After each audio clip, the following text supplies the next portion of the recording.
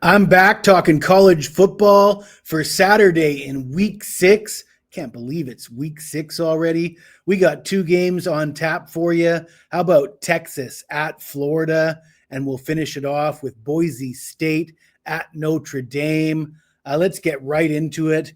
Texas will come in as a 6.5 or 7-point favorite. The total just 42. Wow, that is a low number for this game. But you look at the quarterback play for both these teams, and there's no wonder why people are betting on the under. Florida's gone under in 8 straight games dating back to last season. DJ Lagway has struggled, throwing for just 690 yards, 5 touchdowns, and 6 interceptions. Anytime you're throwing more picks than tutties, that's a bad sign. He's likely going to benefit from a week off, though, coming off of a bye. Hopefully, Lagway can get back into the swing of things. He was a little bit banged up in the offseason. He hasn't looked good. Could be injury related, maybe some time off, some rehab would do him some good. He's going up against a tough Texas defense, though. And Arch Manning, I mean, this guy was he, the favorite to win the Heisman? Which that seems like a bad joke right now. He's thrown for 888 yards, 9 touchdowns, and 3 interceptions on 61% passing. But since the Ohio State game, nobody really believes in Arch Manning, and most of his touchdowns have come against really inferior opponents. And just he's missing open receivers. He looks like he's got a mental block at this point in the season, which was surprising to me because I bet on Texas in week 1. I said that we've seen Arch Manning in games from the previous season. He looked poised last year, albeit against perhaps inferior opponents. But Julian Sayin for Ohio State hadn't played anybody. It was his first college start. So I expected more from Arch Manning. This total says it all, a total of 42. They're not expecting either of these teams to score many points. And if you look at Florida's game against LSU, I mean, Florida's obviously, they've had a terrible start to this season. They look awful. DJ Lagway hasn't looked good, but I just want to point out their game against LSU. Florida had a 23-10 edge in first downs. They outgained LSU 366 to 316 in total yards. They turned the ball over 5 times. This Florida team's been shooting itself in the foot. I don't think it's a lack of talent. I think if Lagway can get back on track, Florida can be a competitive team. And I think if you're going to pick either of these 2 quarterbacks to get back on track, I'm going to lean towards DJ Lagway rather than Arch Manning. Now, Arch Manning probably has the better defense and the better players around him, but his issue isn't physical. It looks like he's got a mental block that can be tougher to overcome than physical issues, especially when you're coming off a bye week. So Florida at home plus the 7 points. Sign me up. I'm a glutton for punishment. I'll take Florida in this spot.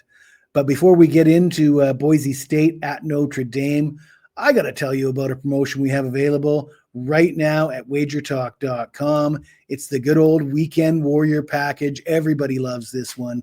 You get all-day college football Saturday. Then we throw in the all-day NFL on Sunday and Monday Night Football, all for only $49. This is incredible. I can't believe they're giving away my picks for $49. Did you know that I am currently 18-4, 81% or 82%, I believe that is, in the NFL so far this season? I was 4-1 with NFL last week.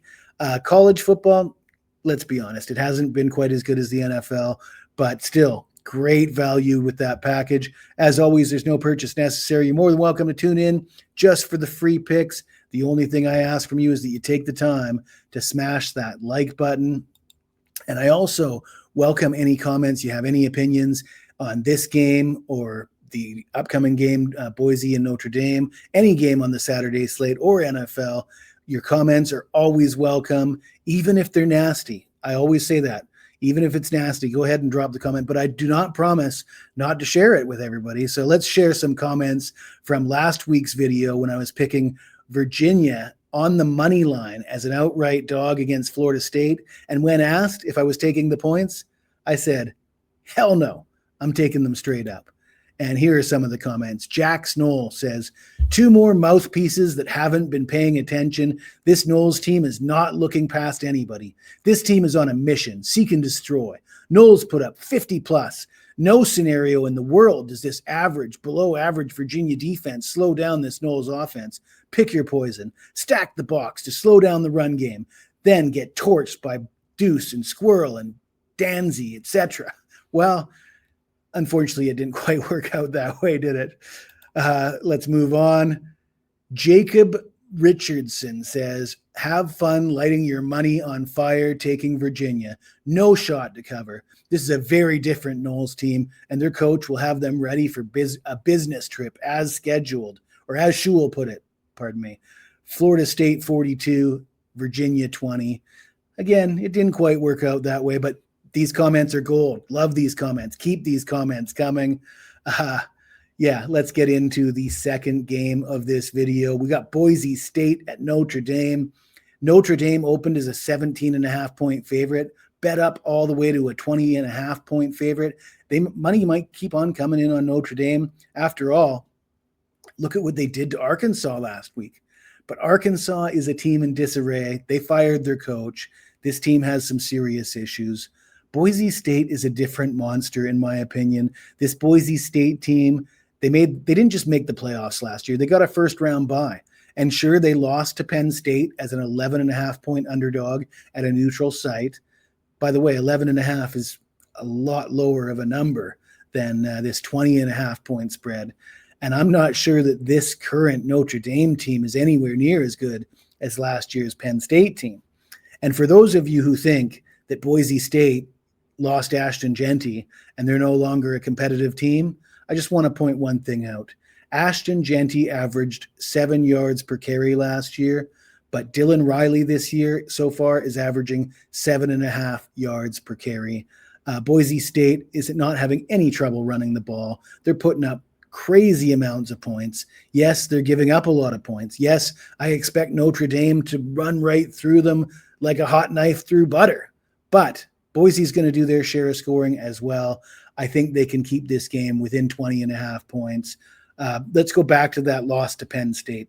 Boise State last year in the playoffs lost 34-14, and Penn State scored late to cover the 11.5-point spread.